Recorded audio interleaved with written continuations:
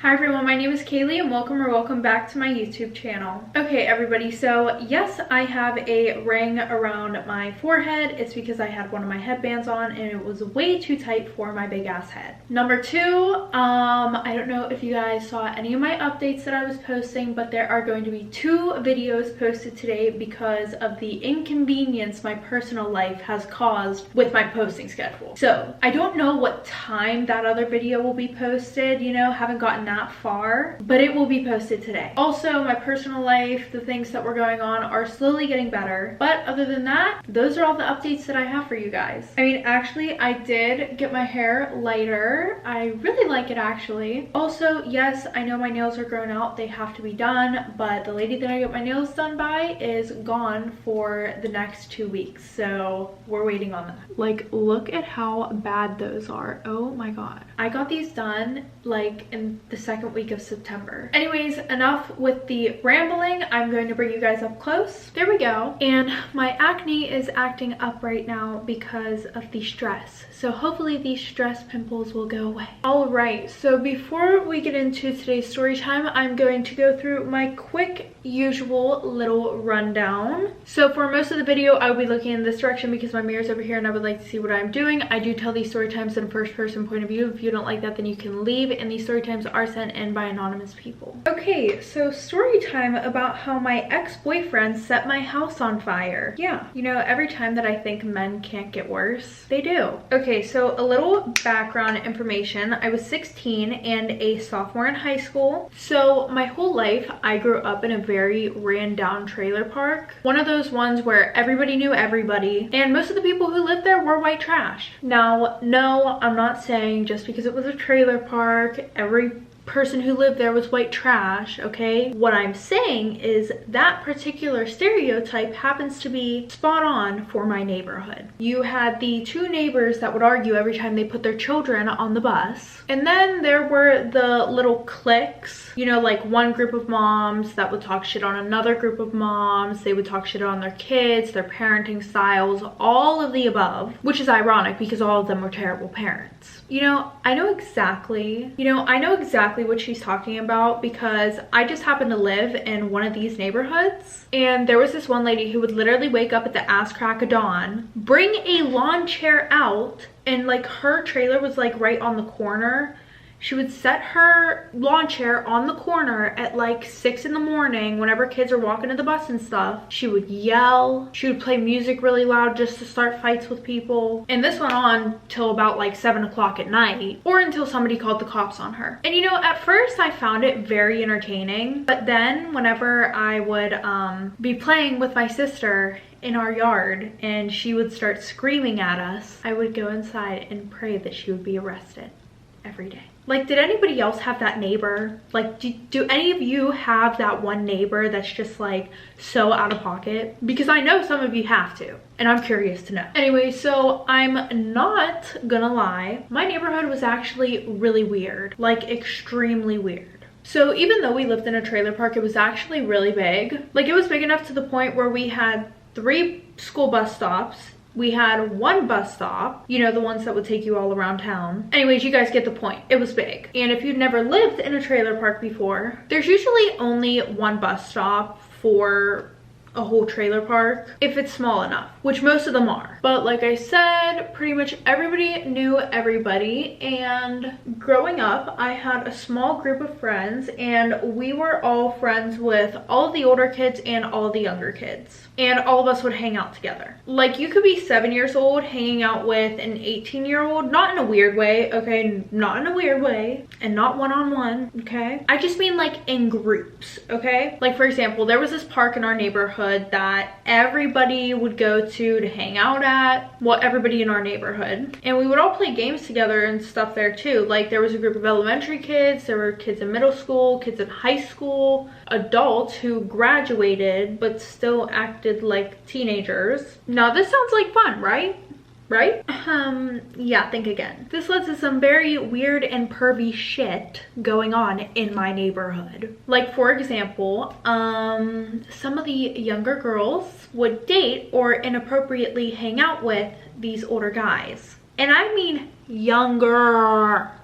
and older, okay? And it wasn't even just like younger girls with older guys. It was younger guys, like boys hanging out with women. I'm talking 13 years old dating or hanging out with a 17-year-old, or a 15-year-old dating slash hanging out with a 23-year-old. Yeah, shit was really fucked up. But here's the thing, right? Nobody saw a freaking problem with this. Not one person. Because almost every single one of the parents slash adults that lived in the neighborhood were on drugs. Well, actually, that's not true. Some people did see an issue with it, but it was mainly the people who weren't on drugs, which, like I said, is not a lot of people.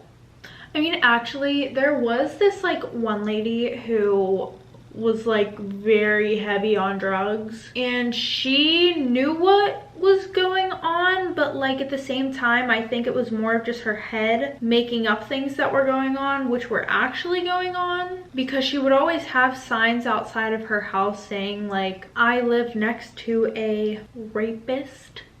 And technically she did, because this guy was like 23, 24 maybe, with a 14-year-old. And also she would go around and like literally just knock on people's doors, handing out flyers and trying to make people sign petitions to kick certain people who she thought were like child molesters out of the neighborhood. Also, she would sit on her porch and she would scream things at these guys, saying that if they talked to her daughter, she would shoot them. I mean, period. So you know what? Like, she ain't wrong. She is not wrong, because listen to me. Half of these men here were weirdos.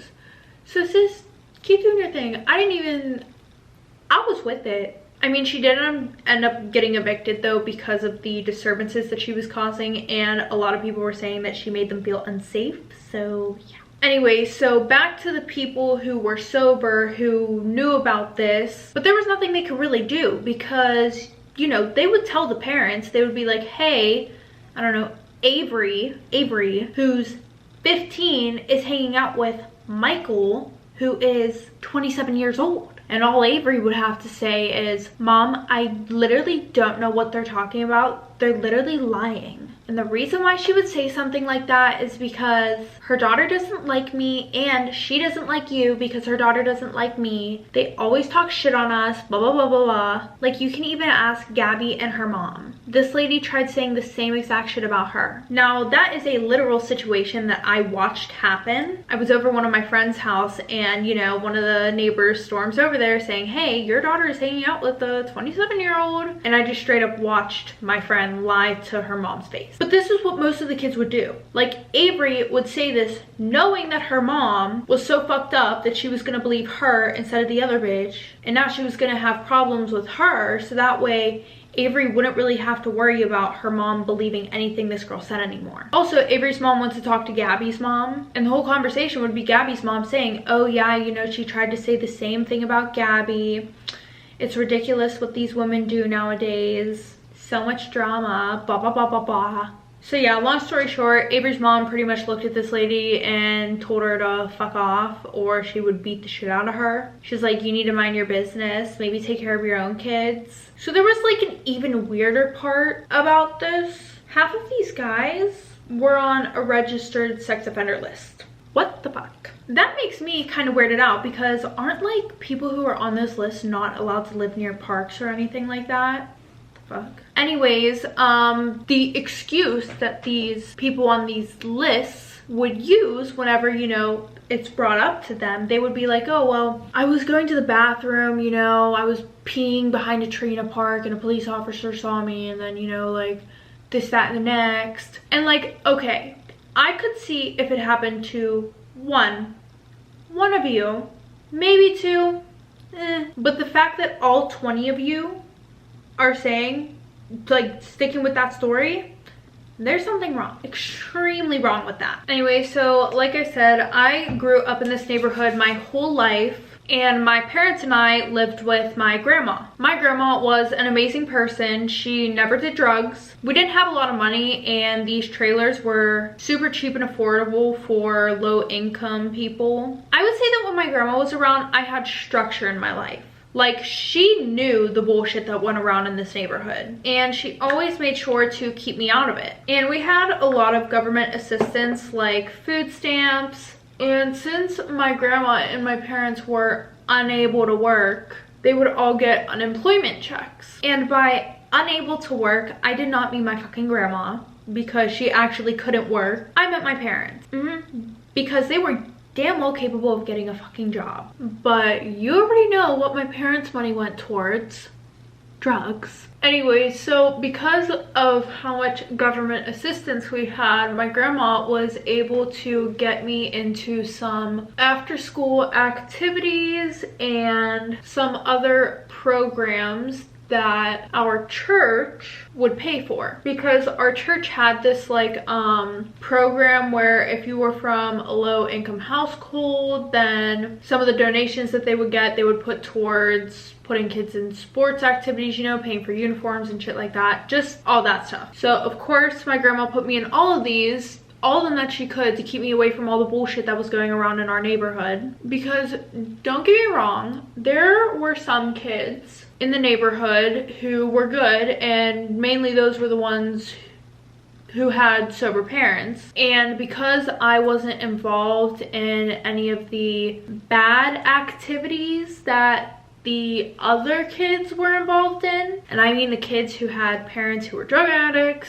I would try to hang out with the good kids. Not saying that if your parents are drug addicts, you're not a good kid, okay? My mom was a drug addict. I think I turned out great, but that's because I had my dad, so.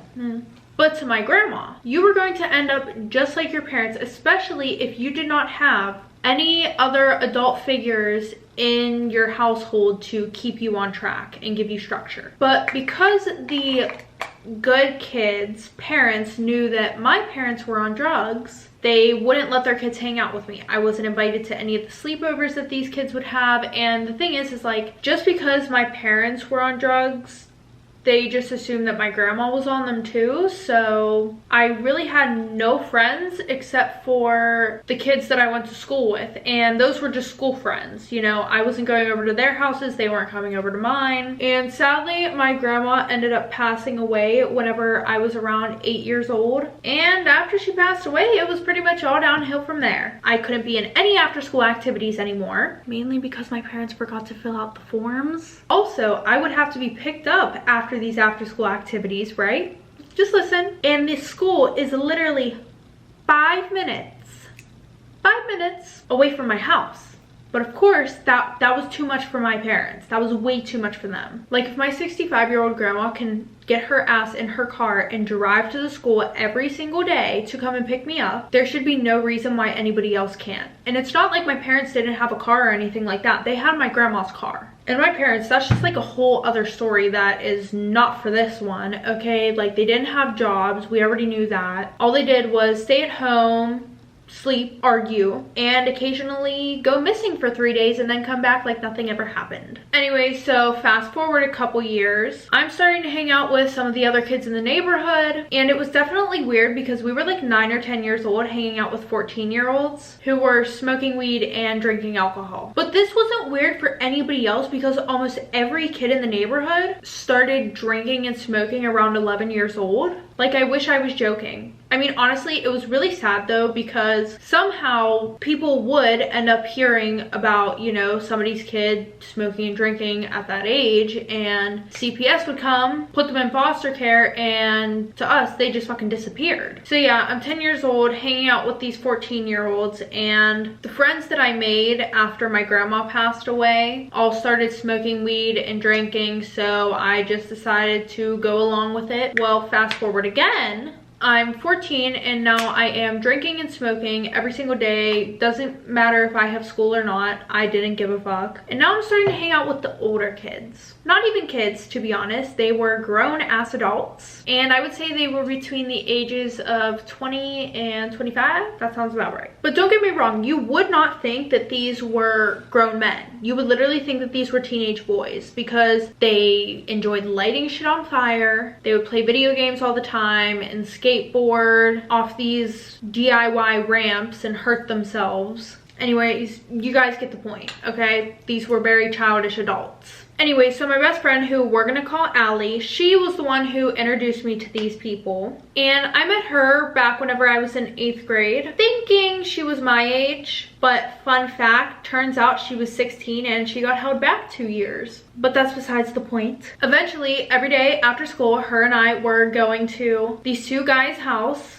who both lived together. One's name was Drake, who was 22 years old, and then the other one's name was Evan. And Allie has been dating Evan since she was 14, which is super weird because he's 21, so that means that he was 19 whenever they started dating, which actually isn't as bad as some of the other relationships I've seen. Like, there was this one girl who was dating a 24-year-old. She was 14. Yeah.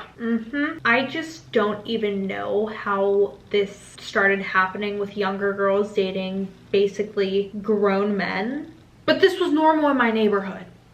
Normal. Anyway, so like I said, we would go over there every day after school. Sometimes we would even skip school and just stay there the whole day. We would usually hang out till about 1 in the morning. And on weekends, they would always throw parties at their house. Their house was like the party spot for all of middle school, high school kids, other adults who were still only drinking and smoking weed. We really didn't mess with any of that other stuff. Some kids got into that, but mainly these parties were for those kids. Anyway, so whenever they would have these parties, we would spend the night. And here's the thing, my parents knew that I was hanging out with older people, older guys, but they really didn't care, to be honest, which probably isn't a surprise to you guys at this point. They actually said that it made them feel better because I had an adult looking after me and making sure that I was safe all the time. Little did they know. Never mind, they also just said, don't get pregnant, you know. Like, literally at the age of 13, they told me, yeah, if you ever need condoms, a plan B, alcohol, weed, just let us know. Just come to us, okay? Or anything like that, just ask. And pay for it, of course. Anyways, so Drake was always super nice to me. He would walk me home, and anytime that I would have homework, he would literally sit at the kitchen table and help me with it. He would buy me food. He was actually a really good guy, which was more than I could say for Allie's boyfriend. Okay, because her boyfriend, aka Evan, was a dick. Yes, he was. He would literally make her walk home by herself between like 1 and 3 in the morning when she literally lived all the way on the other side of the trailer park, which was literally a 15-minute walk. Half of the street lamps didn't work either, so there's that. If she was staying over there for a while, she would get hungry and he would tell her that she would either have to go and buy her own food or go to her house and get some food because he didn't want her eating his food. Also, he got her pregnant 3 times and pretty much manipulated her into getting an abortion each time. I mean, the second and third time she really wanted to keep it because I guess after Allie's mom had her, she wasn't able to have children after that, which in all honesty was a good thing because Allie's mom was really fucked up in the head. But anyways, she was worried that she wouldn't be able to have kids after having all these abortions. But the last 2 times he said that if she kept it, he wasn't gonna stay with her and he would never talk to her again. And low-key, Allie had really bad daddy issues because her dad left whenever she was younger, so she did not take well to that at all. So yeah, her boyfriend was a literal scumbag. Literally a freaking scumbag. But everyone would always say that Drake and I should date because of how good he was to me, and to be honest, he was really good to me, like better than any man has ever treated me in my life. Like, he was comparable to my grandma, except he was a man who was like 8 years older than me.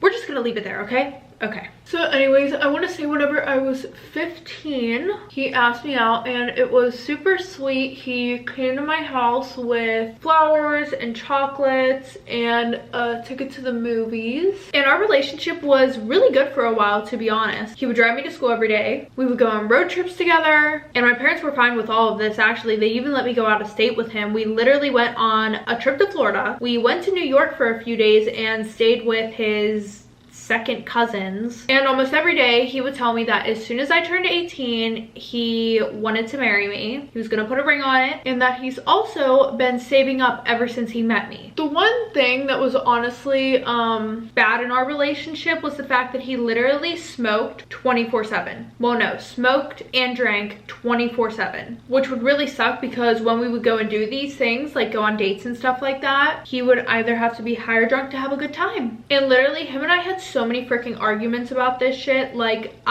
it was like beating a dead horse. Eventually he started getting fed up with me arguing with him. So anytime we would go on dates, he wouldn't smoke and he wouldn't drink, but he would only last like that for about an hour, maybe an hour and a half if I was lucky. And if I let it hit an hour and a half, he was cranky, very irritable, just literally ready to stab everyone. Also, he started letting Evan talk to me however he wanted to. Like whenever Drake and I weren't dating, he would stick up for me 24/7. He wouldn't let anybody say one thing to me. And if you tried to say anything to me, you had a busted lip.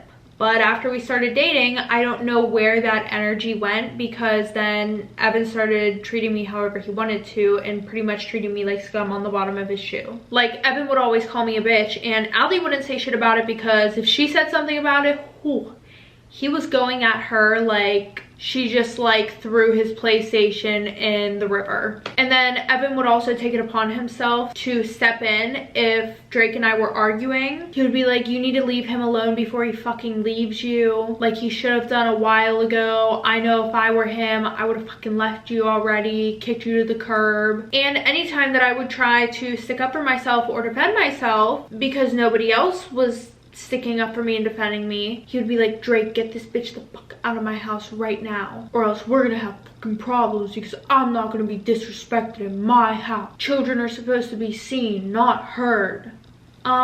Sir, children shouldn't be dating, let alone even hanging out with men that are like 8 years older than them. But here we are. So yeah, at first our relationship was amazing. Then it started to get rocky. And then whenever I turned 16, that's whenever shit went to hell.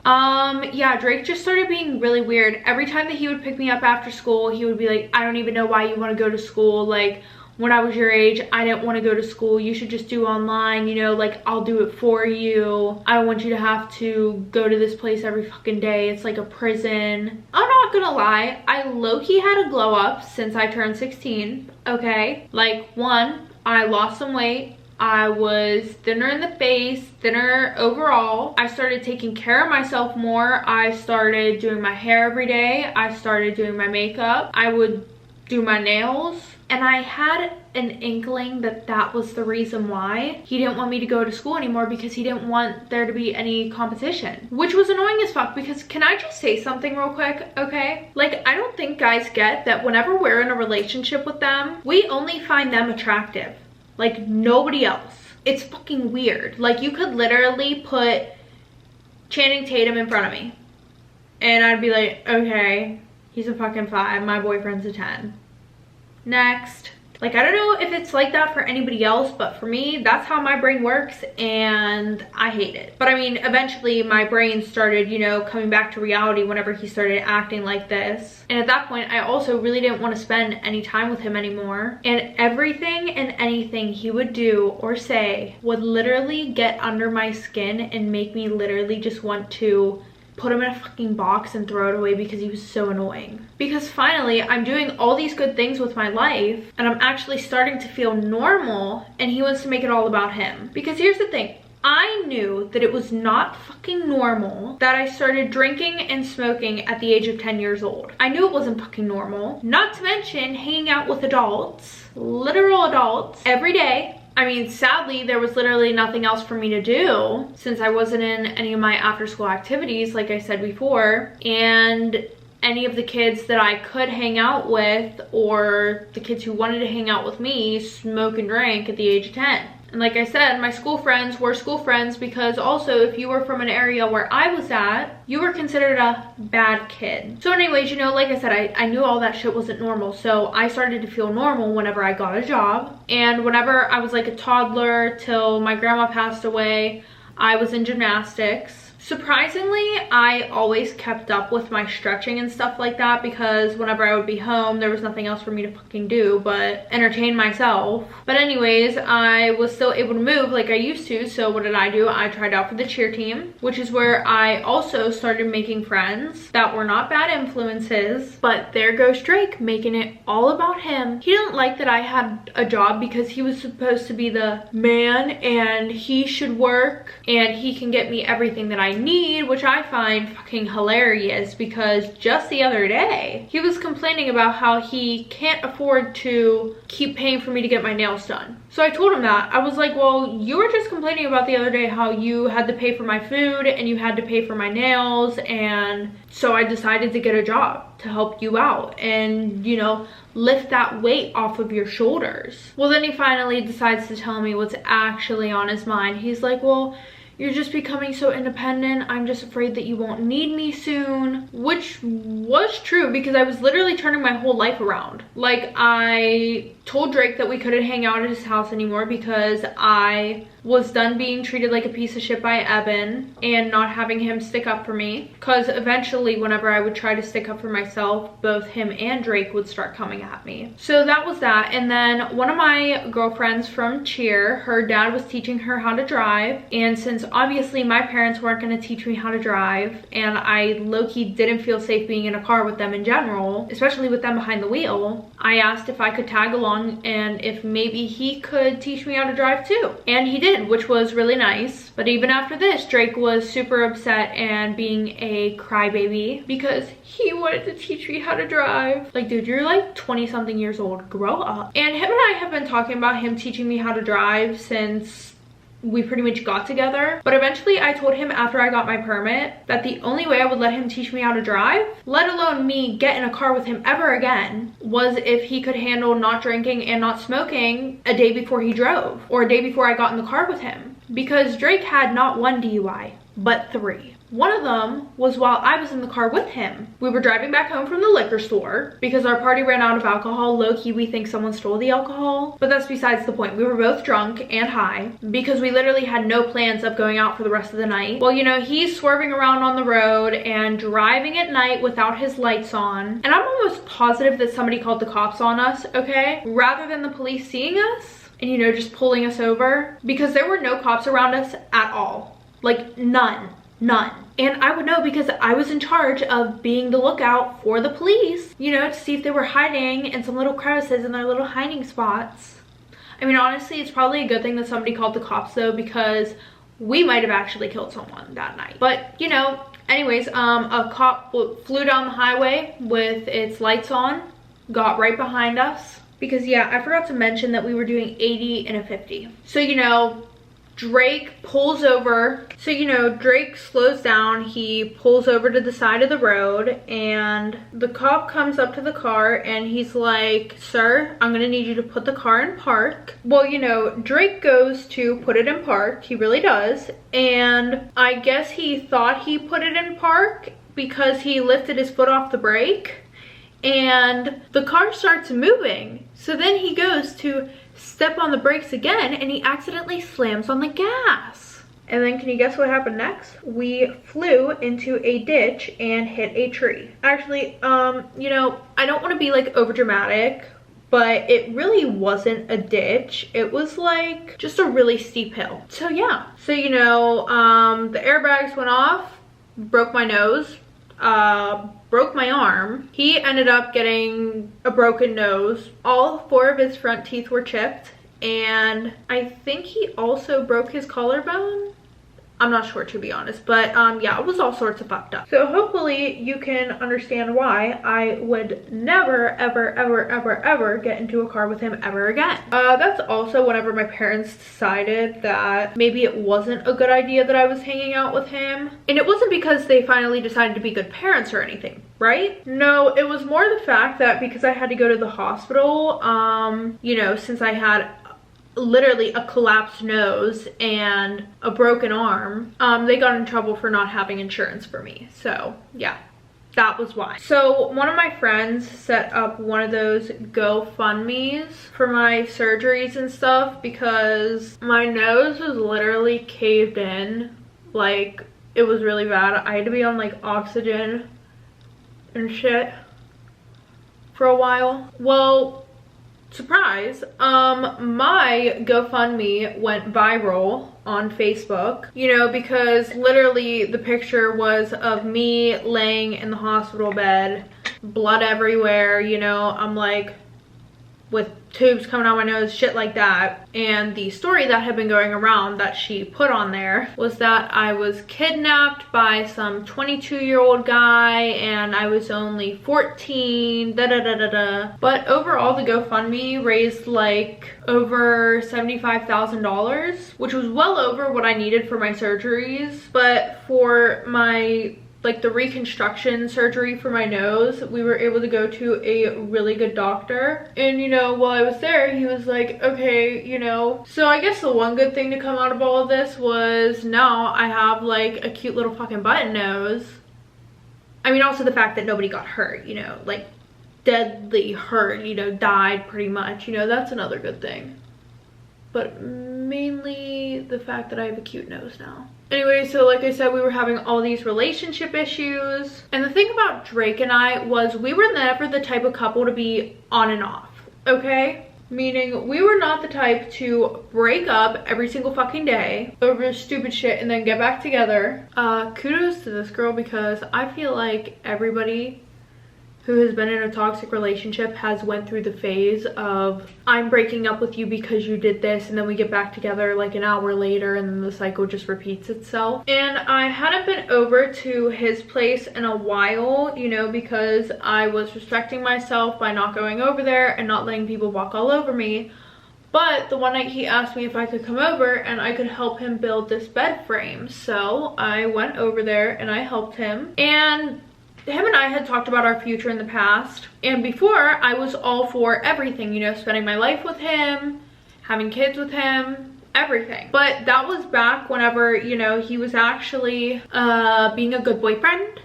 Yeah. And also whenever I thought that he was the only person that I could depend on, you know, because at that point I didn't know that I could depend on myself. Because now that I'm more independent, I don't really feel that way anymore, you know? But somehow him and I got into a conversation about our future and how he wants us to get married and he wants me to get pregnant as soon as I turn 18. As soon as I turn 18. And I was not okay with this at all, because I wanted to live my life. I finally understood at this point in my life that everything that I had done up until this point, I wasn't happy with. Not only that, but I wanted to go to college and get a degree for something that I'm passionate about. Whenever I'm turning 21, I want to be able to go out to the bar with my friends and not have to worry about a child or being a housewife, you know? So I told him that it wasn't fair. I was like, you had time to experience all of that. What about me? And also, not to mention, I want better for my kids than this. I want to be able to take them on vacations. I want to be able to have a big house for them, have a big yard, you know, give them good Christmases. Well, this turned into a massive fucking argument because he was like, oh, so, you know, if we had kids, you would rather go out and party than take care of your own children. I'm not good enough for you. Why are you acting like I'm below you? Sorry to tell you, sweetheart, but you live in the same trailer park that I do. And I don't even know where half of this shit came from, because I literally explained it in a way where it did not come off as I was insulting him. You know, I wasn't just like, oh, I don't want to marry you or have kids with you because you're poor. Instead, I said, I think we both have a lot of growing to do before we should bring children into this world. I want to find a career and I want to be able to work to become successful, you know? I want you to be able to find a career. Again, he completely took it the wrong way on purpose. I know that he's doing it on purpose this time, you know, instead of just like actually thinking that I'm being rude to him. He's like, I'm the man of the house. I should be the only one working. You shouldn't have to do shit. Like, what, you think that I can't do this on my own? You think I don't make enough money to the point where I need a woman's help? Like, okay, you sexist bastard. There's no reason for you to want to go to college. You're supposed to stay home, clean, cook, take care of the kids while I'm out at work making a living for us and our family. That's the way I was raised. That's the way it's supposed to be. So I am trying to calm him down at this point, all while trying to defend my side of the fucking argument. because I wasn't just gonna sit there and be like, okay, yeah, you're right, you know, the blah, blah, blah, blah, blah, just to make him happy. Fuck no. So all of a sudden, he cuts me off while I'm trying to explain to him that's not at all what I meant, and he goes, I'm done with this bullshit. Or no, he said, I'm so done with your constant bullshit. And you know, he never said anything like that to me. It would usually be like, oh, I'm not arguing with you about this, you know, we'll talk later whenever you calm down. So I'm like, what do you mean you're done with my constant bullshit? Because like I said, he's never broken up with me over a small argument, and that's what I thought this was. I thought this was a small argument. Like, I'm 16. You're having this conversation with a child. What the fuck? And then he just goes, I'm breaking up with you. So I'm sitting there literally in complete and utter shock. And then I start bawling my eyes out in front of him for like 10 minutes straight, telling him that I was sorry and I didn't mean to hurt his feelings. But instead he was like, what, you think you can hurt my fucking feelings? Get the fuck out of my house. And you know, he comes over and he's standing over me, literally looking down at me and laughing in a very arrogant way, as if I was like worthless. So then he decides to make me walk home by myself at 2 in the morning. Mind you, this is in the middle of the winter time, so I am fucking freezing cold. I didn't bring a jacket because he drove me over to his house. He picked me up, you know, I ran into the car real quick. I wasn't planning on being outside for 15 minutes walking in the fucking snow.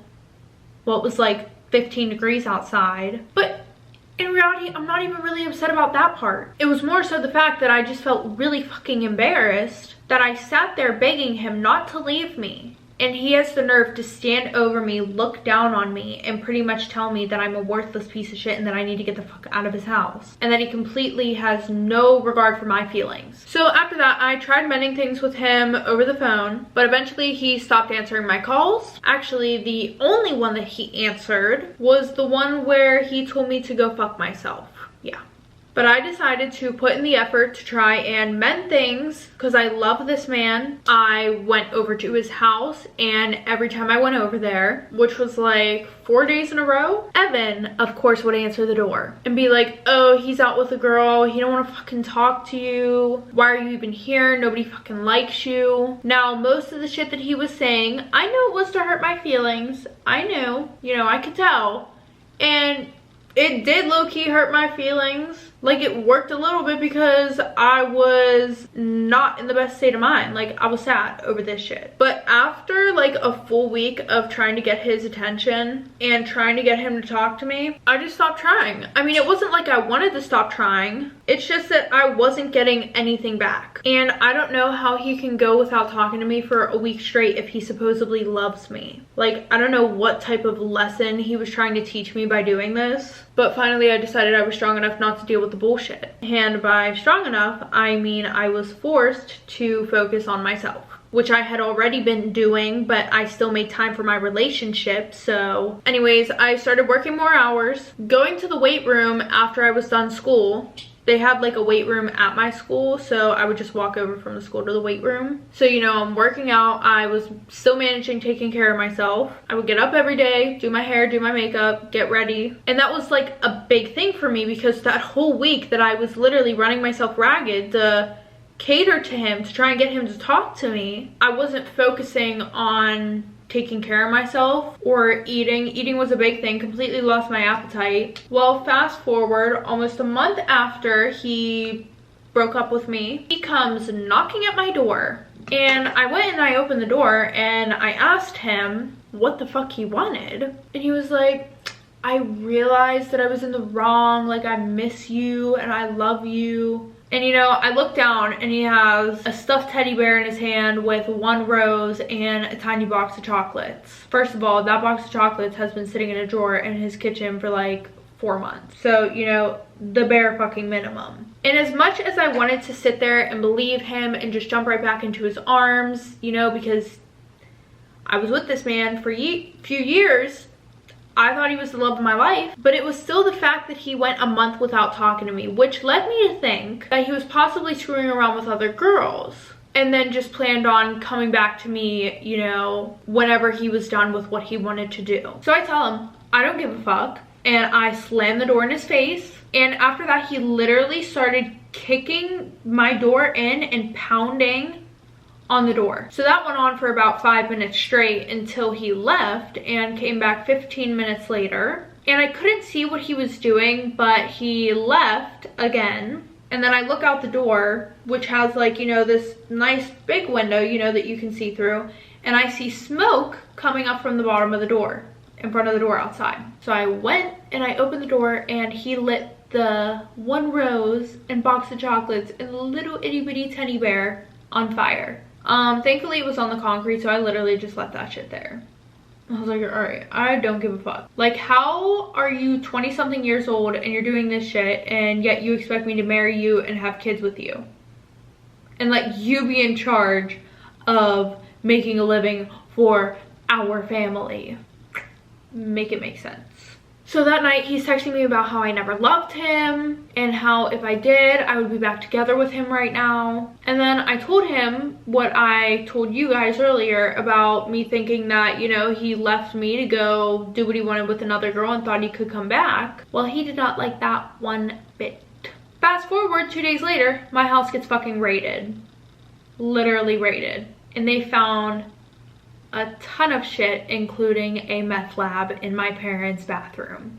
Now, obviously, my parents just couldn't live off of unemployment, so not only were they doing drugs, but they were also selling them. And whenever this happened, I had nobody to stay with for the first few days, so called up Drake, asked him if I could come and stay at his house, and he's like, yeah, sure, you know, like, so sorry that happened, you know, let me come and pick you up. Which I was just so fucking annoyed about, because as soon as I am doing good for myself, I'm forced to talk to this man. But anyways, I went over there, I'm crying about the whole situation because I'm upset that my parents went to fucking jail.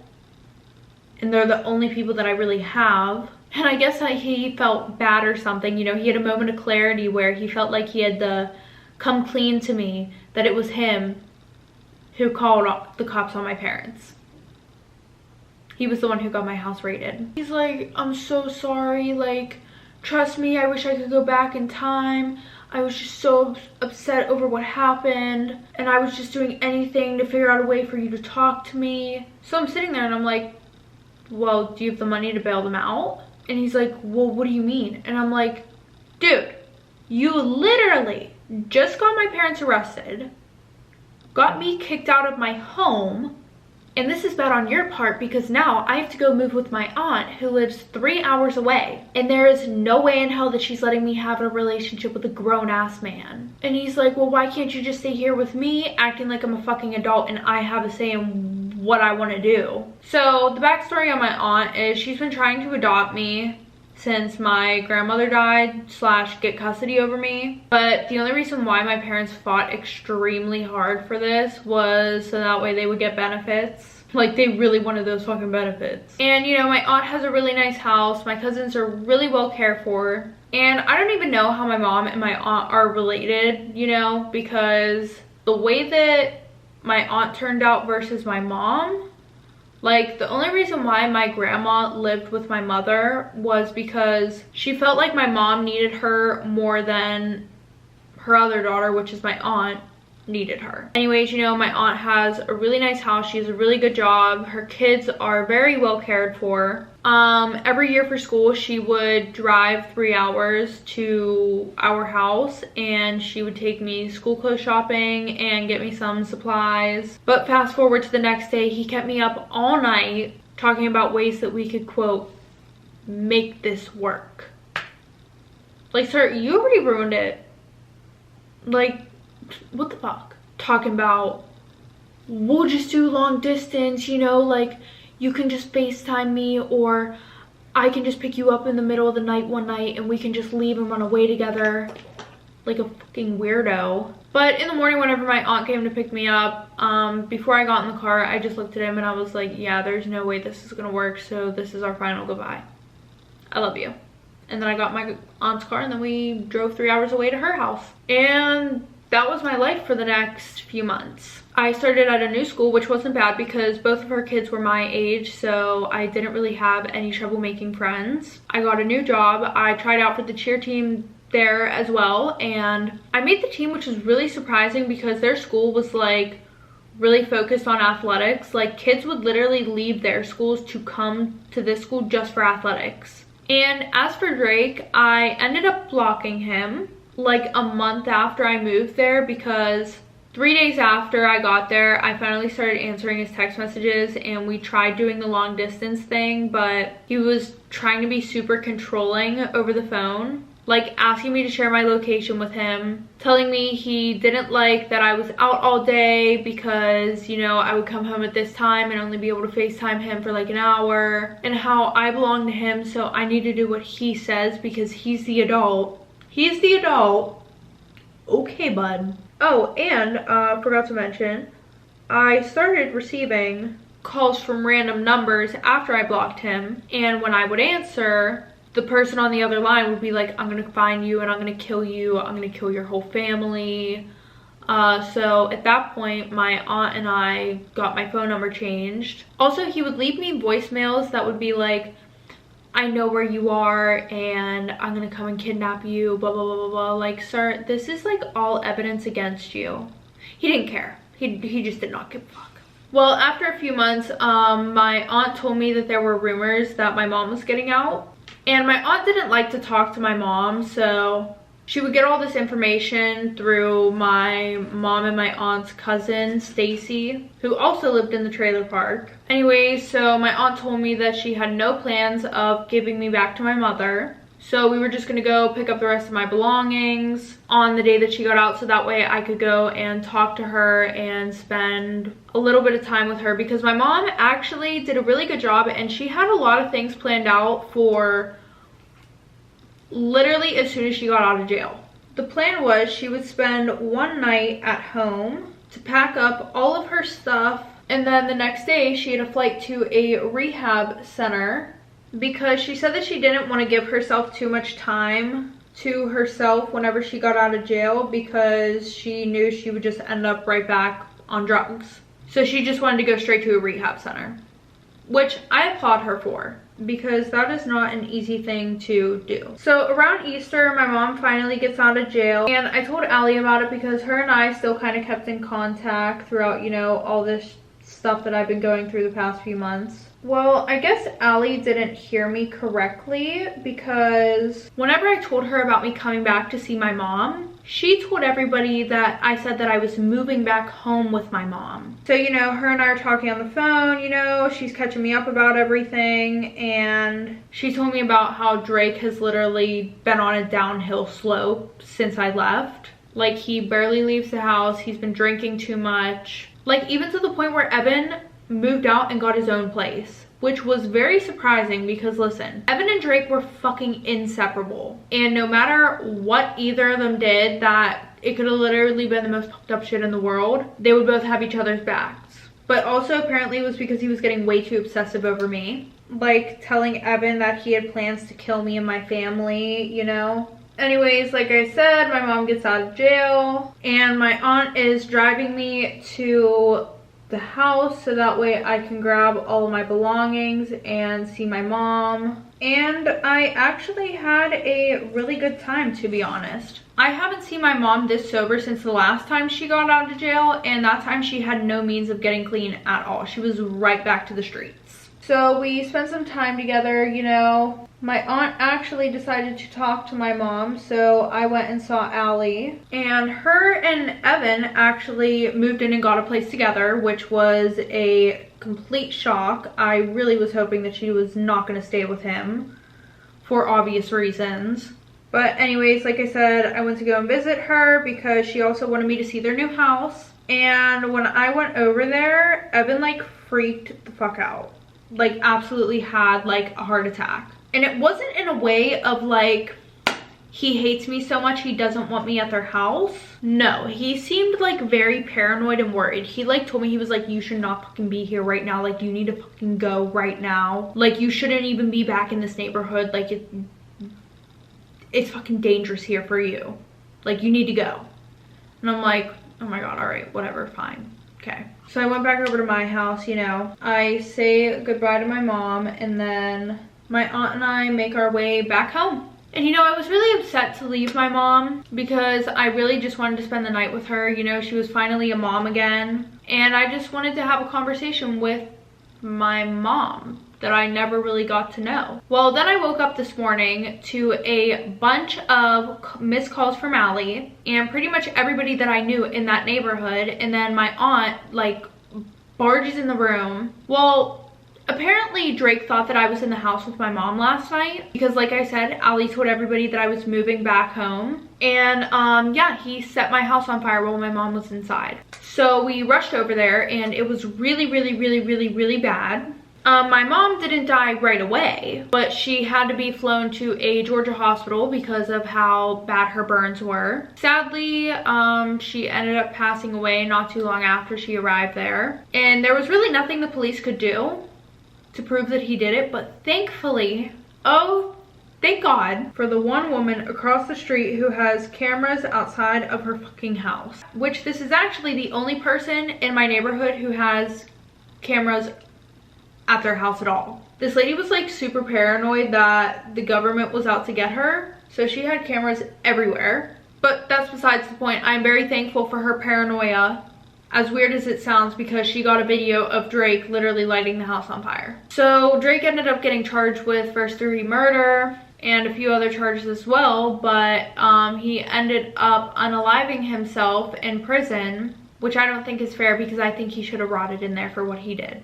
Okay, everybody, that is the end of today's story time. If you guys like this video, make sure to give it a thumbs up. And if you want to see more of me, maybe hit that subscribe button down below. And if you want to send in your anonymous story time or you want to know how to send in your anonymous story time, I have the links down below in the description. Also, if you want to keep up with me on any of my other social medias, they will also be linked down below in the description. But without further ado, I will see you guys later today with a new story time.